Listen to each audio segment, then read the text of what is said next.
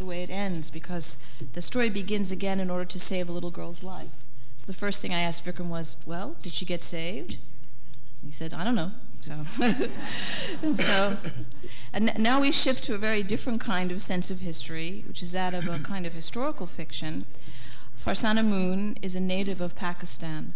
Her literary work includes historical Mughal sagas, including Babur, the First Mughal in India, Divine Akhbar and Holy Indian, and Glorious Taj and the Beloved Immortal. And Farzana is going to talk for a few minutes about some interest she has in Sufism and Sufi poetry. Farzana. Thank you. Thank you for being here to let me share the love of the Sufis with you. I have chosen the topic of the Sufis, hoping to pour their message of love, peace, and harmony into the heart of this world. A world which we often find complex, violent, or bewildering. To speak about the love of the Sufis is like singing a song which warms and delights the hearts of all, with its music of unity and wisdom. I'm sorry. The word Sufi has countless definitions, but the simplest one is just one word, love. And the path to love is called Sufism. Though intricately woven into the tapestry of Islam, Sufism is timeless and defineless, and free of the limitations of creed or religion. Anyone can be a Sufi who wishes to seek God or beloved inside the heart of mankind through the fire of love, filling one's heart with so much love that there is no room left for hatred in there for anybody or anything. By cultivating such a character of divine love, the Sufi, as a paragon of a lover, is united with God or beloved, becoming the vessel of inspiration to share his or her message of unity in multiplicity. Many poets and sages and philosophers have emerged since 7th century onward as Sufis, also called the masters. Rumi, Hafiz, Al-Hallaj are becoming popular, just to name a few of the Sufi poets. The earliest known Sufis came mainly from Iraq, Iran, Persia, Egypt, Afghanistan, but now they're found in all parts of the world. I have taken the liberty of selecting a few of my favorites to share their pearls of wisdom with you. The first one is Rabia, from the city of Basra in Iraq, 8th century. She, endowed with wit, charm, and wisdom, she was revered by the Sufi masters as the mistress of the Sufis. If someone said, we should surrender to God, she would say, what is there to surrender, since everything belongs to God? During a discussion, one Sufi suggested that they should pray to God so that the door to truth is open. Her response was the door ever closed? Once she was sitting by a lake with her Sufi friend by the name of Hassan when he was seized by this wild impulse to flaunt his miraculous powers by throwing his prayer rug on the water. Come, Rabia, let's pray here together, he challenged her. Rabia in turn tossed her own prayer rug into the air, inviting him to join her there. But then, noticing sadness in his eyes, she returned to the ground. Come, Hassan, let's not boast of our divine powers. What you have done, fishes can do, and what I have done, flies can do.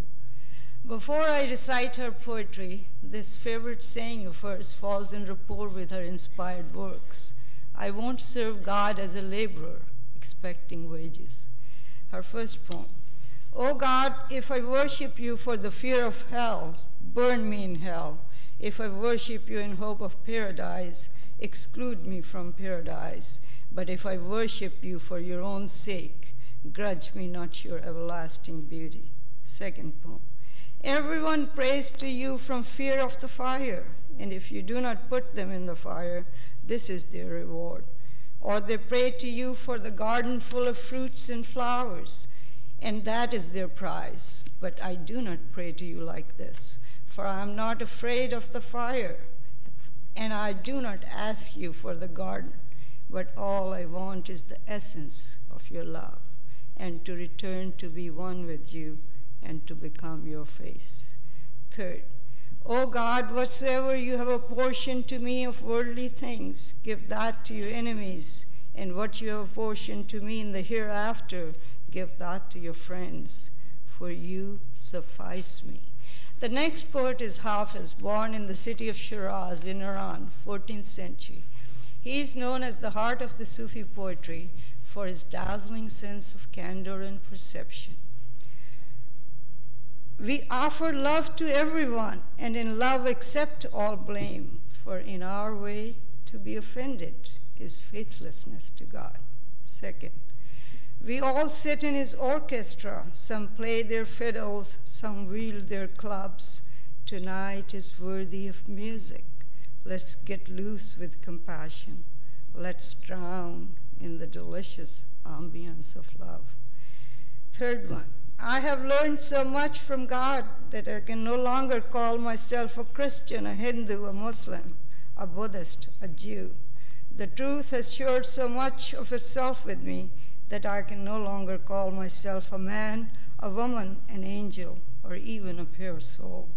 Love has befriended Hafiz so completely, it has turned to ash and freed me of every concept and image my mind has ever known. Fourth, even after all this time, the sun never says to the earth, you owe me. Look what happens with a love like that. It lights the whole sky. The last poet in my selection is Kabir, born in the city of Benares in India, 15th century. He was a Hindu who had become a Muslim. Many legends are woven around Kabir's life, but the most interesting one is after his death. When his body was prepared for final interment, both Hindus and Muslims lined up on each side of his bier, each faction demanding that he should be buried in conformity with their own religious rites. Fiery words were exchanged, and before this funeral scene could turn into one of a battleground, someone yanked the burial shroud off Kabir's body. To the astonishment of all, Kabir's body was not there, only a pile of fresh red roses. So both the parties divided that pile into halves, Hindus burning their share on a holy pyre, and the Muslims bearing theirs into a grave. Now to Kabir. A gown of love silk, put it on, Kabir, and dance. They shine with beauty who speak truth with mind and body. Second, color is born of color. I see all colors one. What color is a living creature? Solve it if you can. Third, saints, if I speak, who will believe it? If I lie, it passes for truth. I glimpsed a jewel, unpierced and priceless, without buyer or seller. Glistening, gleaming, it flashed in my eyes and filled the 10 directions. A touch of grace from the Guru, the invisible, the markless appeared. Simple meditation, absolute stillness, awakened simply, I'm wrong. In conclusion, my